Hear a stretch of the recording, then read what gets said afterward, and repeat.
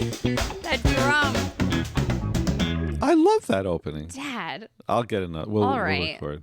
Welcome to Coffee and Mimosas, episode 1. So here is our commitment to you, our listeners. It still may be 0. That's your commitment to the listeners, but go ahead. We are going to replace that drum beat by episode 5. Okay. Dad, you play the guitar. Can you come up with I know. I something play for the us? guitar, and she wants me to write a hit composition to open the podcast, but I will. Yeah, it doesn't have to be a hit composition, but maybe a little ditty or something. I will do it. You're not touring. What are you busy with? I Are you don't- doing a podcast? Working full time? Move on. Welcome, everybody, whoever is listening. Thank you. Today, we are going to do something interesting. As our first episode, we thought, let's take a trip down memory lane and spend some time digging into the ins and outs of what a career can look like and the twists and turns along the way. So I thought this would be an interesting journey for me to get to ask my dad all different questions about what he wanted to be as a child, all the way through to where he still sees his career going and life in the future.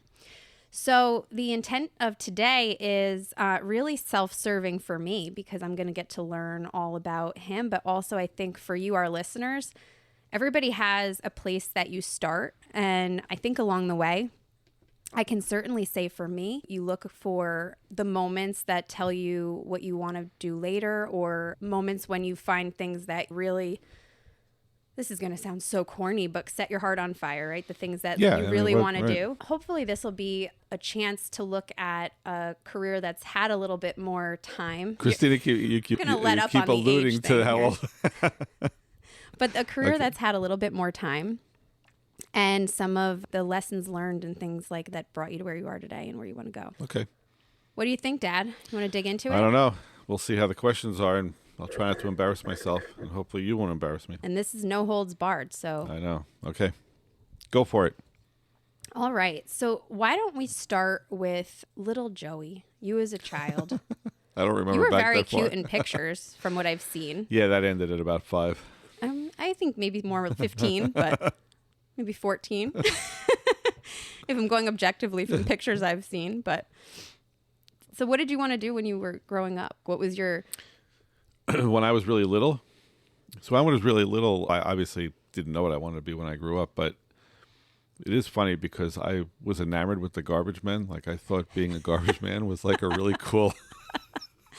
I'm not laughing because it's not cool. I'm just laughing because... Well, I figured how hard could it be? I mean, you hang on the end of... I think standing on the truck while it moved was awesome.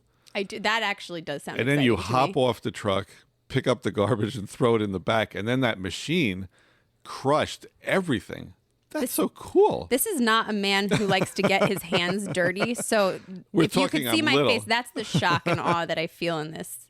No disrespect to the job of garbage man, but I can't see it. I just thought that was pretty cool. And then, like any kid, I think I wanted to be a cop. I thought that was cool too, just because of the fancy car, light on the car, you have a gun, the whole bit. That was pretty much it. Oh, and then I did think it was cool because my parents, I'm Catholic, and parents made me go to church every week. So I thought being a priest would be something cool. A priest? Yeah, all these people. This podcast wouldn't have happened. Well, I didn't see when I was really little. I didn't know that, but as I will tell you, as I grew up, and then realized that I couldn't go out with girls, that ended the priest thing for me. But we don't need to dig any further into what that meant to you. But I just thought it was pretty cool. All these people came to see you every week, and you had a big, like, all these fancy gowns. You were big on the wafer. I think that's what it was, because food has always driven you. So was it just because you were like, I could get endless wafer? Nobody to tell me that you can only get one on Sunday morning? And I didn't know I was gluten-free at that time, so it was endless wafer, but then you realized endless wafer meant no women. That's it. And it would have meant no Christina, no daughter in your life. Could you imagine what that would have been like for me? Yeah, would have been really tough. Yeah. That would have been really tough, Dad. So that's real little. So what about, that's all over the place, right? Mm-hmm. So garbage man, police officer, priest. But think about it. When you're little, you have no point of reference. So what do you see? You see the garbage man, you see a policeman, you see the ice cream man. You know what I'm saying? It was the people that you looked up to. I pretty much, especially the ice cream man. The ice cream man.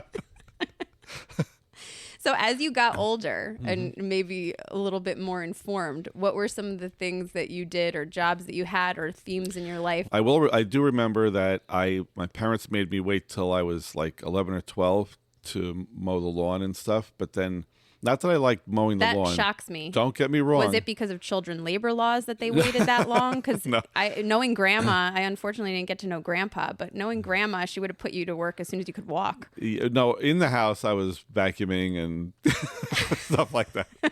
But it was really cool with the mowing the lawn, because then I really found out early I was pretty entrepreneurial. I always had a little job. Like, I always had a little business. We had a neighbor, his name was Orlando Spear, but we called him Speary. Everybody called him Speary, and he was a great guy. He was always working on his car, and he was like a mechanic and all that.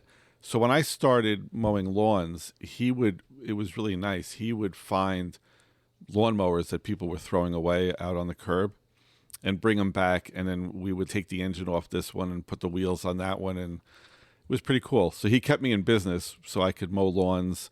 I would pick weeds, mow lawns, and I had a paper route at 12, which taught me a lot, because you had to pay for the papers ahead of time, Really? deliver them, and then collect on Friday. And even as a little kid, I would get pissed off at some of the people that would be, "Can you come back next Friday?" And I'm like, "Hey, Are you telling me that people were trying to shake down yes, the little kid? the that little was... paper boy. I'm 12 years old, and I'm like, "Lady, I paid for these papers already, you little whatever." This is amazing. So, and then I shoveled snow in the winter. So what this tells me is that your lawn mowing career, it sounds like that you really started out from nothing, considering nobody even bought you a lawnmower in order to do it. You had to find like scrap lawnmowers. Well, Dad had a lawnmower, but you got to remember, I was now mowing lawns. But that was like the first thing, and then you were like, okay, I found this lawnmower. I was able to make a few pennies, and now you were able to invest that into the newspaper business. Correct. And quickly got pissed off at people who wouldn't pay me. And and then as you moved into your later careers as a consultant and working for yourself, right. You realized that was also, you still had to chase down people for money. People still don't pay you. Yeah. I will tell you really brief. I don't want to bore you with this, but there was Mrs. Maury down the block, and this is horrible because I'm a little kid. She was like 8,000 years old. She was probably like 50, but at the time she was really old. And her husband had passed away, and she asked me to pick weeds. And I spent all afternoon picking dandelions out of her lawn. This is no lie. I filled up a pail of dandelions, and she gave me a quarter. And I remember I was so angry, and I went home, and I was yelling. And I was like, to my mom, I was like, "I worked all afternoon. She only gave me a quarter." Blah, blah, blah. And Mom was like, "She's old and her husband just passed away." But what's the lesson learned there? You got to set your price up front, bud. Exactly. That's what that taught you, right? Yeah, you don't start the work until you've got a contract in place and somebody knows. I assumed she would compensate the little brat that lived down the block, but she didn't. You can't even trust an old lady. It seems nice. No. So anyway, I'm sorry. That's it. It's very interesting that so many of your early jobs, you haven't picked up a lawnmower since. No, I don't do anything outside. You do not anymore. weed. No, absolutely. I got a landscaper now. So you certainly learned what you did not want to do at a young age. I hate outdoor work. Yes. So what were some of the most important themes and lessons learned and patterns and things like that you started to experience as you got older and that kind of shaped where you would go next? I will tell you, I did decide pretty early on, and I'm actually, it lent a lot of struggles, but overall I'm very happy about it. I always wanted to do what I wanted to do. Early on, and no one told me this, and I don't know why, but I never understood people who were very happy on Friday and dreaded Sunday nights because they had to go to work on Monday. I literally, even younger, I didn't understand why you would want to live your life that way. Is it because no one wanted to hang out with you on weekends? Maybe. Now, don't get me wrong. Like school, I hated Monday because I had to go back to school or whatever. But I'm talking sorry, about, Dad. People want to hang out with you. I know, but just to set the record straight. Yeah, right. But yeah, that's something like when I got out of school, I said, I'm not going to do that. And that, when you get to later on, if you ask me about other jobs. Why don't we talk a little bit about some of the jobs that you had? And you can run down a list, but let's talk about what was like the pivotal thing that each of them. I'll blend this into, I started out as an accountant, but it blends into why I'm not an accountant today. But when I went to college, I had no idea what I wanted to do. Honestly, I still wanted to be a policeman or something. I had no idea. So I majored in history and political science because I absolutely love history and love politics. I never ran for office or anything, but as a observer, I like politics. So I was a history and political science major, and I had a job at the Army Navy store in Bergenfield. And Leo Diamond was the owner of the store. And I will never forget, he was a great guy, and he used to criticize me and keep saying, what are you going to be with a history degree? Seriously, Joe, what are you going to do with a history degree? It is a good question. Yeah. And I literally never gave it any thought. I was like, I don't know. I'm just going to college because I'm going to college and I'm majoring in history. And one day, his accountant used to come in every month to do the books. And his accountant walked in, said hi to him. He goes into the back, and Leo said to me, now you see, you should be an accountant because this guy charges me an arm and a leg every month, and he has a lot of money. And don't you want to have a lot of money? And I said, yeah, I want to have a lot of money. He goes, you should be an accountant. And literally, Christina, I think it was my end of my freshman year, I switched my major to accounting. I couldn't spell accounting. I didn't even know what I knew nothing about it. Because you like money more than you like history. Well, I just figured he's right. I want to make money. So how bad could it be? And that's when I switched my major to accounting. And of course, when you graduate college with an accounting degree, you end up getting a job in an accounting firm. Really? Yeah, right. It's a pretty specific major. Right. So your passion was accounting and numbers. No, it wasn't.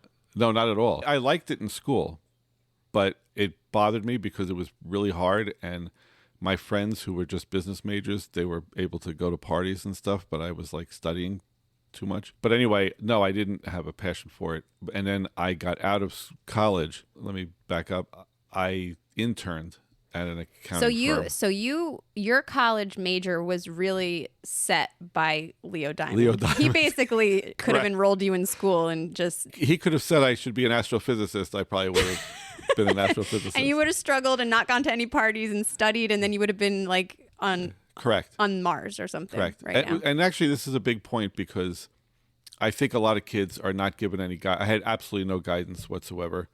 No one ever gave me a proficiency exam. What am I good at? Of course not. They didn't even buy you a lawnmower. No, exactly. And I'm not criticizing my parents. My parents were absolutely fantastic. But there were 6 of you. I'm one of 6 kids, and my dad was pretty much working all the time, and my mom was just trying to keep us all together, alive and all that. Yeah, so that's why I became an accountant. It's definitely served you well. Yes. I know to this day you still do accounting for a number of people. Yeah, I still have that on the side. But this is the interesting thing. The sick part of me is that I'm always entrepreneurial. I was a tax accountant when I got out. I ended up drifting into tax accounting, and I worked 3 years in public accounting, and then I went to Lipton T as in the tax accountant as a tax accountant. Because what's sexier than regular accounting? But tax accounting. There you go. Because I was not going to do auditing anyway. I have clients from all the way back then that I still do their tax returns, and I still do tax returns on the side. It's not a lot, but I do it on the side. But I found out early on that was not for me because everything was month end, quarter end, year end, and so on. And I didn't want to be governed by a calendar. So I ended up leaving accounting. But that's part of my theme is that if I'm not happy, I switch to something else. So what did you switch to? Because at that point in life, so let's just break this down. What was your personal life at that time? Obviously, when you were mowing lawns, you were a little boy. When you were in college, you were college age. Right. Again, math, not my thing. Well, I'm pretty much single, but I met your mom in 1980, 81 or so. So I was at Lipton when I met Mom, and I met her there.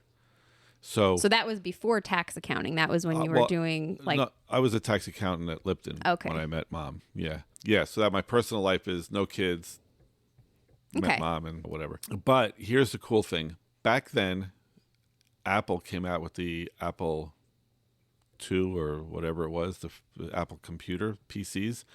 Like the first computer. The first, yeah. Don't look at me like that. Listen. The facts are speaking for themselves yes, here. I know. I didn't have. I have to tell you, I always liked gadgets. Like I always had a transistor radio. I always had something cool. And when computers came out, I literally was enamored with them, but they were super expensive and I couldn't afford it. But Lipton bought a couple of them. No one knew how to use them. So I asked if I could take computer courses. And I took computer courses. Lipton offered them and whatever on spreadsheets and the early PCs. Because of those courses, I offered and they allowed me to put all of these tax spreadsheets and stuff from paper onto the computer. And I was absolutely fascinated. So after your mom and I got married, I started my own business doing bookkeeping and accounting, but I started selling accounting software and stuff to businesses because I was in love with computers. And that started my first entrepreneurial business.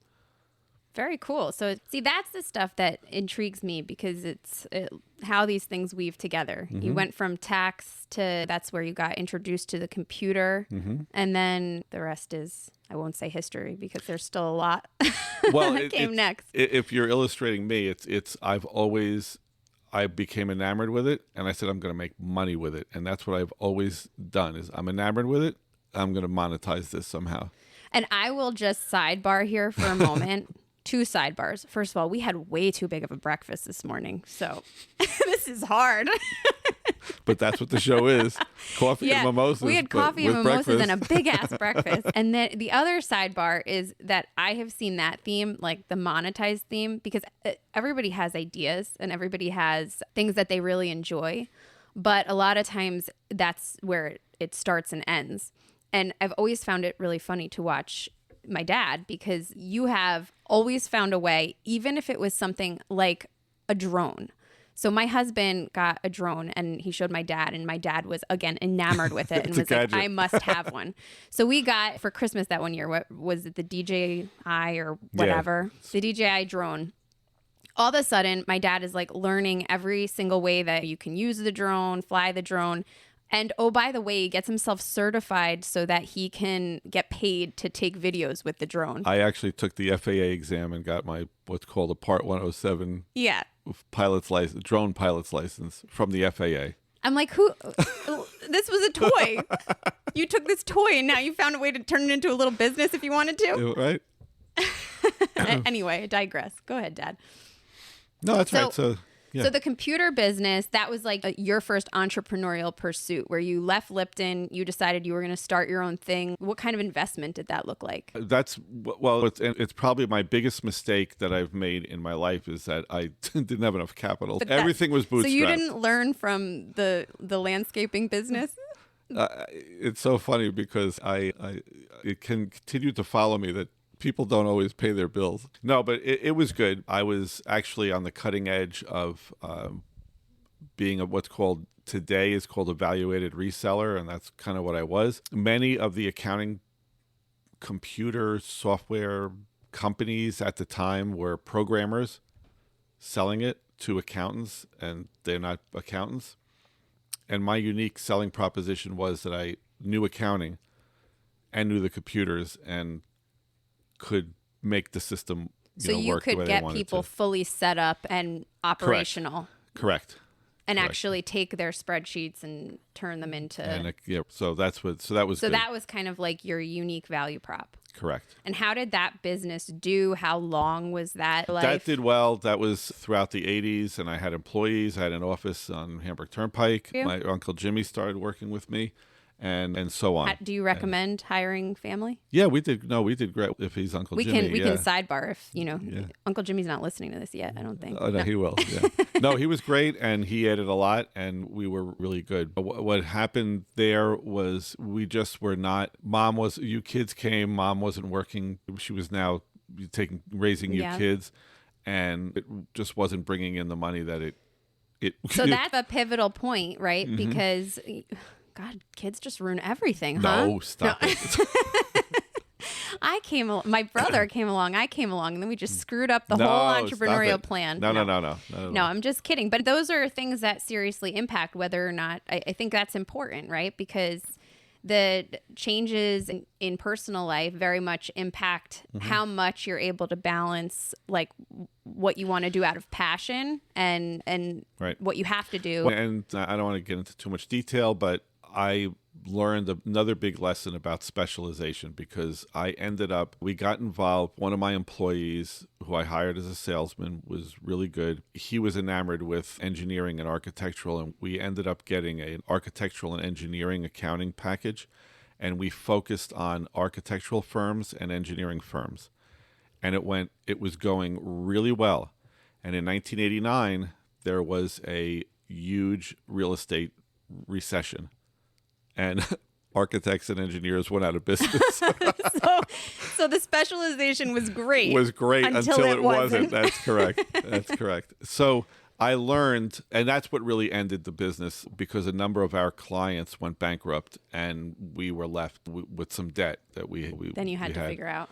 Yeah, and Uncle Jimmy then needed a job because we weren't making it. It's not funny, but No, we didn't go bankrupt or anything. We didn't. We kept. Now is that We when kept going. We is just that when didn't- is that when the Wyckoff Bakery intersects into life, or was that later? A little bit later on. That was a little bit later on. Okay, so what did you do with that business? Did you go and start working for somebody else then? What did you Well, do? I continued the business. I continued to do the. So it was computer just consulting. smaller. It was smaller. Yeah. Okay. I continued to do it, and then the bakery was one of my clients, Okay. but they basically offered me to come in and partner with the general manager and rescue that business that it had gone down. And I will just tell everybody of the jobs that I am aware of and know, I thought my dad was cool for the first time and last time in my life. No, I'm just kidding. I think you're cool every day, Dad. But when he worked for Wyckoff Bakery, that was freaking awesome because I would get to go in there and taste all the cookies and like ice things. You were, let's say, maybe 11, 12 years old, and all those high school and college girls that were I working was behind the a counter. lot younger than that. Okay, again, you got theme here. He does not know how old I am. I don't know how old she is. No, she was. Yeah, that's true. We were like 5 and 6. Yeah, but you were treated like a queen by those Oh my high school God. and college It girls. was the best. Yeah, so that was cool. But that was great because I then, with my partner, were able to turn that business around, and I kept the computer consulting on the side. And the tax work that he had And been the tax doing. work. So I was able. We weren't making a ton of money, but money was fine. Yeah. Was- Well, you was always good. had multiple streams, which I had was multiple streams of income at that point, and I learned my lesson never to specialize. So be careful. Don't put all Or your be eggs in careful, one yeah. basket. And I think that's something that you carried through forever, Mm-hmm. in that you never had everything hinging on one That's stream of correct. income, That's which correct. is important if you want to right. be around for the long haul. Correct.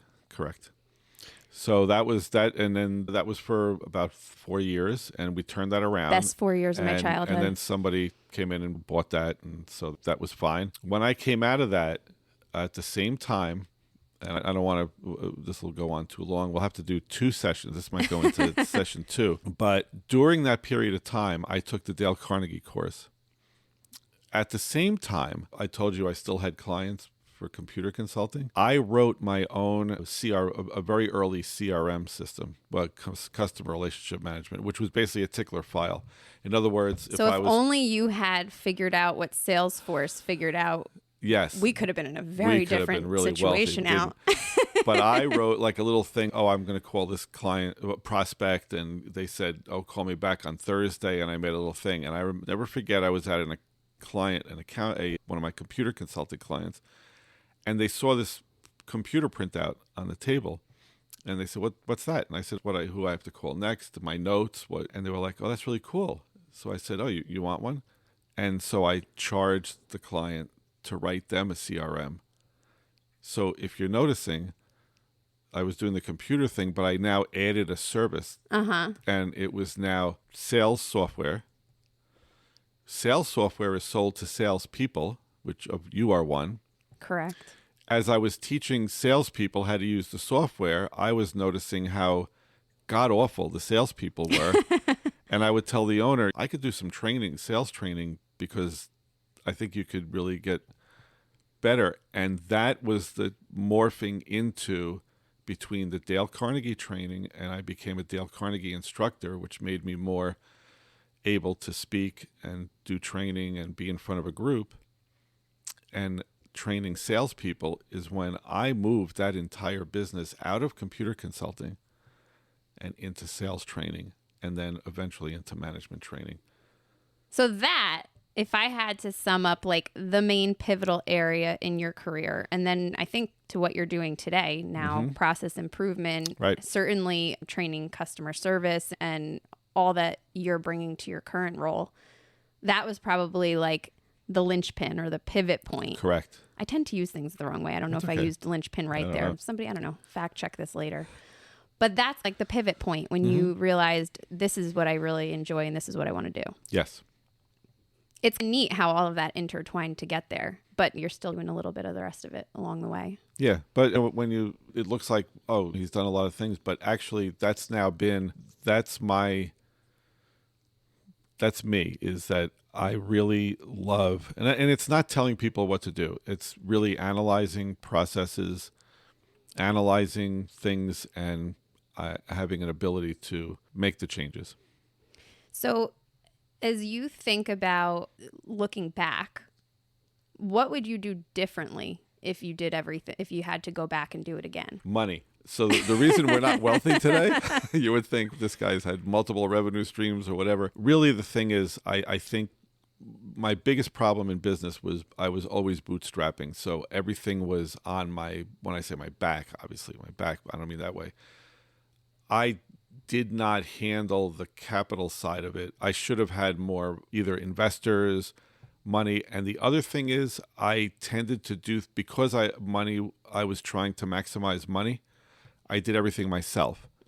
And you can't grow. Let's say I could bill $200 an hour. I would say, I'm keeping that $200 an hour. Right. But if I had a brain, which I learned later, but at the time, early on, if I had a brain and I paid someone else $100 an hour, but put them over here and then another person $100 an hour, I'd be making $200, $300, $400 Because you would have been able to people. scale it more.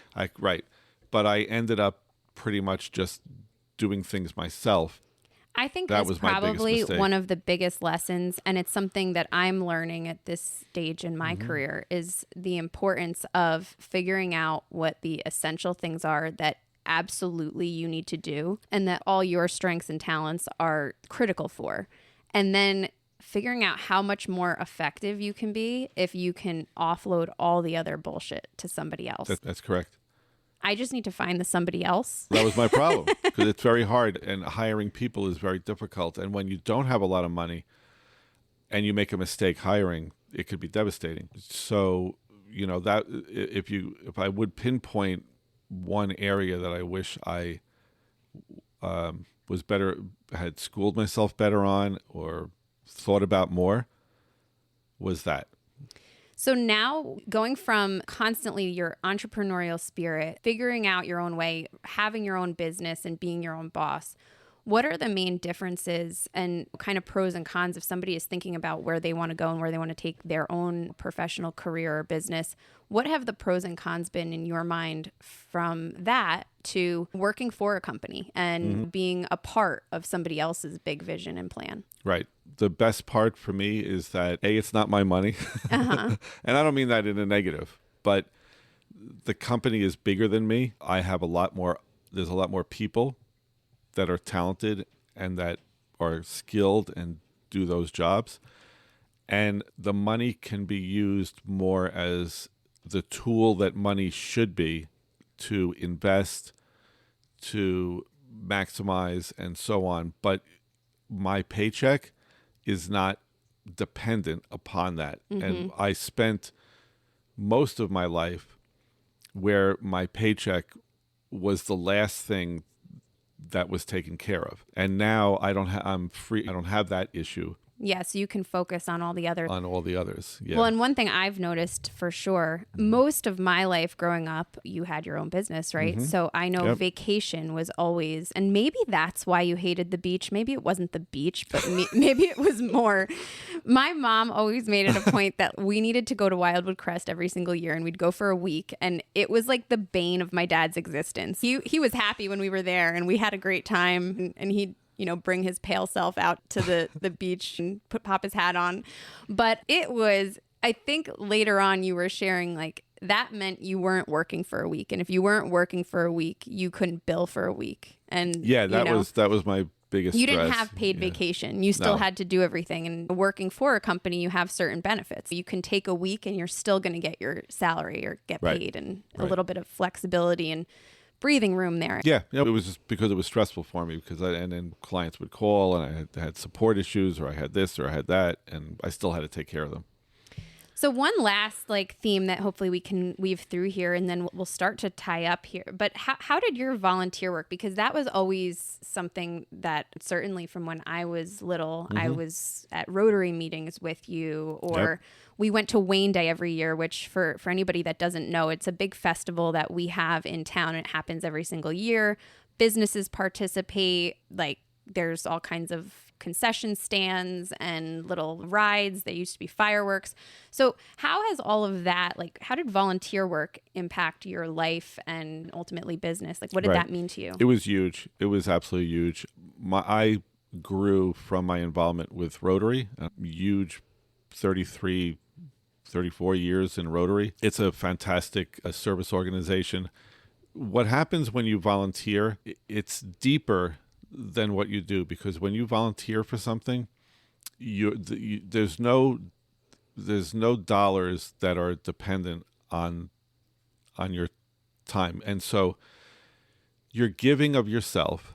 You're meeting other people who are like-minded, service-minded people. When you take a leadership role, you can make mistakes because, you volunteered, who's going to really criticize you? But that means you learn a tremendous amount about if you can get people to do things when they're not being paid for it, think about that. That's huge. And it teaches you how to motivate people when in a job. If you work for me and you need your salary, that's like holding a gun to your head. You'll do whatever you're told to do. But you just volunteered for a Rotary Club, and I have to try to ask you to be treasurer or secretary or run the fruit sale, or, you know what I'm saying? You learn about how to get things done through and with people. You learn leadership. You meet people who are awesome because they're also giving themselves. You also end up you meet attorneys, architects, engineers, mechanics, home builders, electricians. You end up not wanting for anything because if you have a problem, there are people who will stop everything they're doing to help you. So the intention, because everybody is there and operating for the same reason and not a motive of making money or opportunistic motivations, you just organically end up with opportunities because you know that at the core, these people are your kind of people. And these people are people that you trust, and you end up doing business together in some capacities because of that. Yeah, but not because someone joins and they pass out their card and you do business with them. Well, and that's a big thing, right? Because we've talked about that there have definitely been people that have come and gone from different organizations or clubs. And I think it's a good piece of advice for people that are looking at networking opportunities and are looking at the reason why you do things is very clear to other people. And so I always think about what organization can I join or be a part of that I really care about. And then along the way, maybe you'll network and find people that you can help and can help you in other ways. But if the reason that you're joining that group or the reason that you're deciding to volunteer your time is to get something out of it, other than the feel good of giving, you're probably not doing it for the right reason, and Right. you probably won't get the outcome that you're looking No, for. and we see these people come and go all the time because they think they're going to get leads. No, when I get to know you, I've worked with you on a committee, we've gotten to know each other, whatever it is, I then trust you. I've also met other people who have worked with you and they like what you do. That's when you start to get Right. the leads. But it's not going to happen. That takes a few years. But anyway, to get to your answer, all of my volunteer stuff has enriched my life much more than anything that I have ever given to it. Would you say more than being a father? Knucklehead. No. So, Dad, let's tie up with thinking forward. Yes. Where do you want to go? So you've done a lot. We have weaved in and out of back when you used to roll up your sleeves and pick weeds to now when you will not. Get my hands You dirty don't even at all. step foot outside. Correct. So where do you want the rest of your story to lead? Very interesting. I'm very happy in the job that I have. I'm very happy, and I feel like I'm contributing and helping, the business. So I'm very happy there. I love this podcast, I have to tell you. I love working with you, and I love, what the future holds on this. I play the guitar and the band. It's been almost 6 years that I've been in this band, Till We Can't. And talk about monetizing. Whoever thought for 6 years I've actually earned money playing the guitar? Play in his 60s. You're in your 60s? Playing the guitar? What? Is that a secret that you're in your 60s? No. Oh, okay. No. I really, I'd love to just continue working, continue develop this podcast, and I hope to God, which I love the name of our band. I didn't pick it, but that name, Till We Can't, and I would just love to keep playing guitar. A good motto in your life. You'll do everything till you can't. That's it. So. Well, thanks, Dad. This has been fun for me to learn a little bit more about just a little more depth into why you are the human you are today. Hopefully everybody else enjoyed this, because I think it's just cool to hear other people's stories and to hear all of the different things that you can take away as you're thinking through your own journey and how you can find the patterns that start to shape where you want to ultimately be. Thanks for tuning in. We will have another episode next Sunday. So stick with us, and more to come. Absolutely. Is that awful drum gonna come in here now? Not at all. Not at all. I'm gonna do our sign out. So thank you, Christina. Thanks, everybody. Wherever you are, whatever your story, thanks for spending time with us this morning. Now, go and make a difference in your world. There it is. Gotta throw that in. Bye.